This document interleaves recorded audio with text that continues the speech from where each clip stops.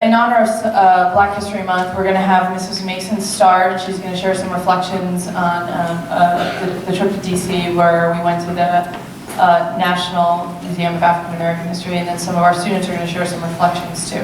By the time I left, I felt stronger. I felt proud to be, and continue to be, proud to be an African American. And this museum was tangible evidence, proof of the truth, that is often left out of history books. It afforded me the opportunity, and I know you all, a more complete American history and the American experience. The historical exhibit is a really cool walk-through timeline. And this 3D timeline was probably my favorite exhibit overall because they brought it to life. It was almost like Texas because everything was bigger. The newspapers were projected or blown up with huge headlines to pull people in and catch your attention. And it spanned from slavery to the first African-American president, Barack Obama. The exhibit didn't touch on a light topic. It still represented a history full of things that aren't always easy to absorb. But it delivered in such a way that it was meaningful and impactful. And I'm thankful to have been given the opportunity to visit this museum. And I encourage all of you to take advantage of it when you go to Washington, D.C. I particularly enjoy the sports portion of the museum, especially as an athlete myself. I really valued seeing many Black athletes winning medals, honors, and trophies for their strong athleticism and contributions to their sports, even when most of them had been viewed or treated as lesser strictly because of the color of their skin. I was inspired to see that in spite of all the obstacles and oppression faced by African Americans, their impact on our country's history and culture has been extensive and noteworthy. Like all of the other activists, Malcolm X had relentless determination, and he devoted every action of his to empowering every single Black man, woman, or child living in America so that they could overcome the oppression they faced. He led the Harlem Freedom Rally, founded the Organization of Afro-American Unity, and laid the foundation for the Black Power movement of the late 60s and 70s with his best-selling autobiography. Malcolm X was a prominent figure in the struggle for equality for the African Americans. Despite his contentious beliefs, he was a source of empowerment for disadvantaged African Americans. This past year, going to the National Museum of African American History was truly a monumental moment in my life. From the minute that a friend and I started walking through the exhibit, I could really see the country's journey from another perspective.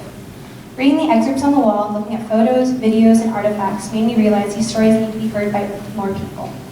Stories like Emmett Till, the young boy who was brutally murdered for merely whistling at a white woman, has a section within the museum devoted to telling visitors about his life and the tragedy that goes alongside it.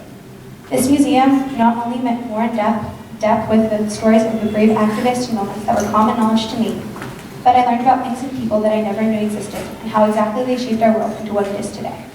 I have a family friend, Elijah, and because of the color of his skin, he does not receive the same entitlements as me. His mother does not let him and his brothers play outside unsupervised in fear of their safety. As I saw the pictures of the boy who loved to live, I could not help but picture Elijah. Just like Emmett, Elijah loves to have fun. But life and fun often do not coincide for Elijah and many other children in America as they do for me. I could go out for a run and a huggy if I liked. I could play for water gun outside and there would be no second glance. I share this experience with you now for the same reason Emmett Till's mother decided to have an open casket. The moral acts of a prejudice must not be forgotten. They must not be overlooked. I mentioned politics, protests, and prominent figures, but even kids can make a difference. There are many steps that we can take to continue the dream of how Dr. King thought the world should be. A peaceful, non-violent, non-segregated world. We kids can do a lot to end the problems of the world. Like if you see somebody being bullied and you don't stand up for them, or if you see somebody being singled out, or sitting alone at recess and you go and help them, and you go and talk to them.